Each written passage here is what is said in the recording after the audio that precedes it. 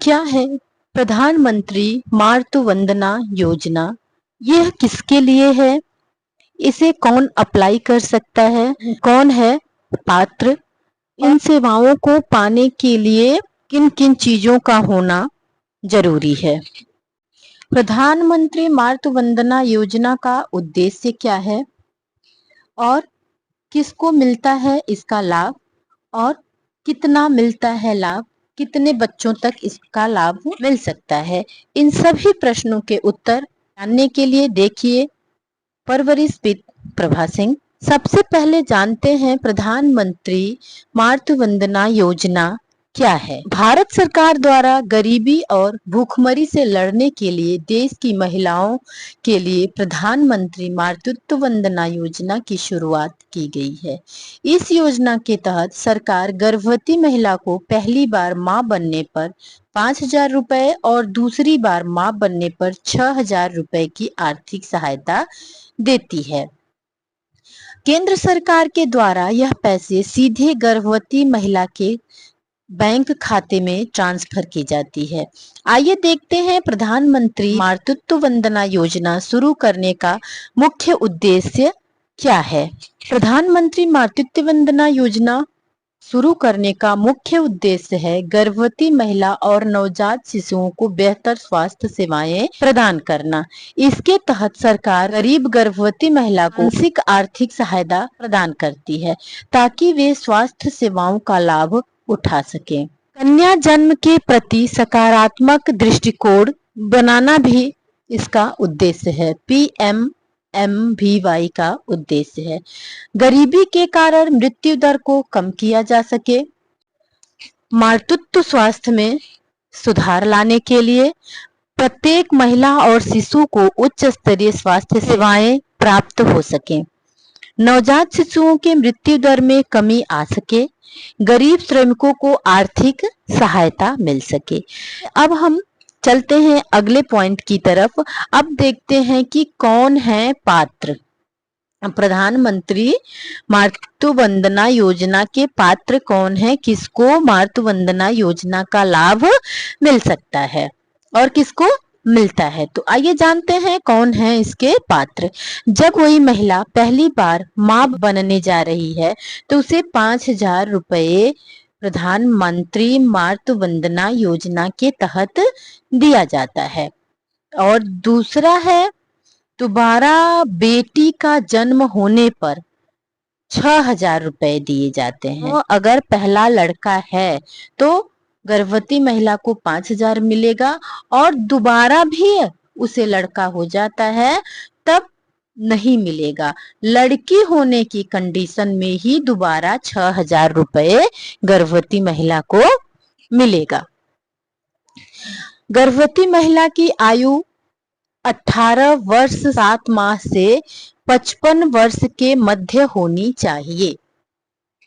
पात्र महिला को 2 जीवित बच्चों के लिए ही प्रदान किया जाता है। यदि दूसरी संतान लड़की हो तो ऐसा नहीं है कि 2 संतान लड़का है तो सबको मिलेगा, संतान लड़का है तो दोनों को मिलेगा। नहीं भाई और बहनों, पहली संतान लड़का है तो उसे मिलेगा और दूसरी संतान अगर लड़का है तो उसे मातृत्व वंदना योजना का फायदा नहीं मिलेगा। ये दूसरी संतान लड़की होगी तो ही प्रधानमंत्री मातृत्व वंदना योजना का फायदा मिल पाएगा। अब चलते हैं अगले पॉइंट की तरफ। लाभार्थी को धनराशि, प्रधानमंत्री मातृत्व वंदना की धनराशि कब दी जाती है? आइए इस बात पर चर्चा करते हैं।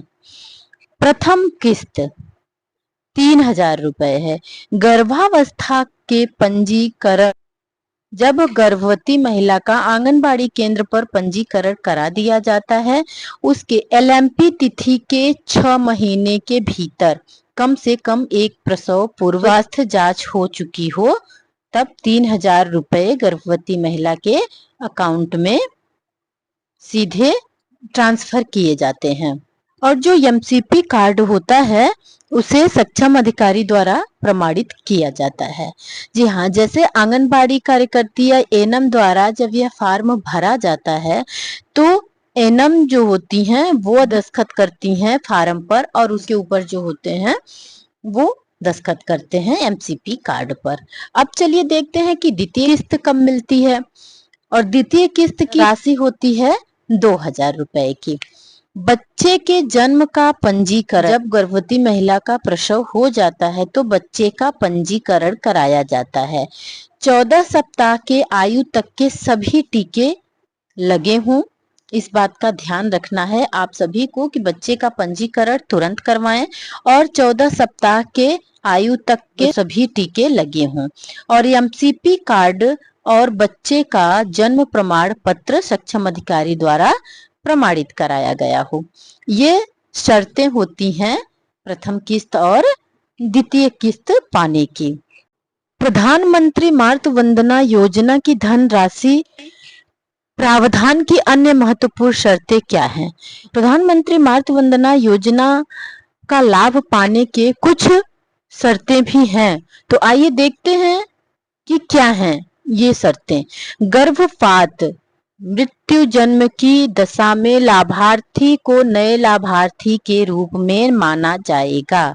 जैसे गर्भवती महिला का अगर मिसकैरेज हो जाता है, गर्भपात हो जाता है या बच्चा जन्म लेते ही मृत हो जाता है तो ऐसे लाभार्थी को नए लाभार्थी के रूप में माना जाएगा। ये नहीं माना जाएगा कि इनको कोई प्रधानमंत्री मातृ वंदना का लाभ मिला है, ये नहीं माना जाएगा, चाहे इनको एक किस्त मिल ही गया हो। क्योंकि देखिए गर्भपात हो गया तब तो गर्भपात हो गया, वो किसी भी महीने में हो सकता है, लेकिन जब बच्चा मृत जन्म लेता है तब तो एक एएनसी हो चुकी होती है, गर्भवती महिला की एक जांच हो चुकी होती है 6 महीने वाली, 2 टीके लग गए होते हैं, तो इनको 3000 रुपए तो मिल ही जाते हैं। तो ऐसी कंडीशन में अगली बार जब महिला गर्भ धारण करती है तो उसे प्रधानमंत्री मातृ वंदना योजना का पूरा लाभ दिया जाता है। दूसरा है जुड़वा अथवा अधिक बच्चों का जन्म।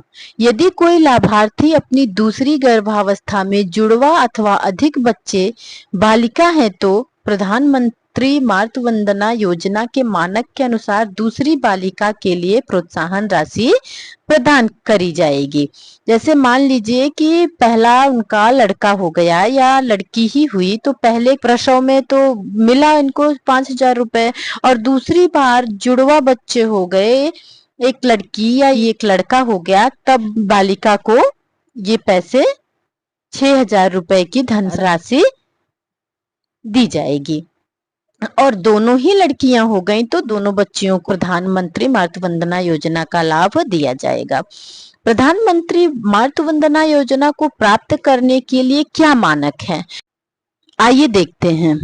पहला जाति प्रमाण पत्र, जाति प्रमाण पत्र। दूसरा, अगर महिलाएं दिव्यांग हैं तो दिव्यांग जन प्रमाण पत्र की भी जरूरत होती है और इन सब की फोटो कॉपी भी लगेगी। तीसरा है बीपीएल राशन कार्ड की फोटो कॉपी। बीपीएल कार्ड होगा महिलाओं के नाम तो उसकी फोटो कॉपी, पंजीकृत कार्ड की फोटो कॉपी, आयुष्मान भारत योजना का कार्ड महिला का बना हुआ है तो उसकी फोटो कॉपी लगेगी, और ई श्रम कार्ड की भी फोटो कॉपी लगेगी।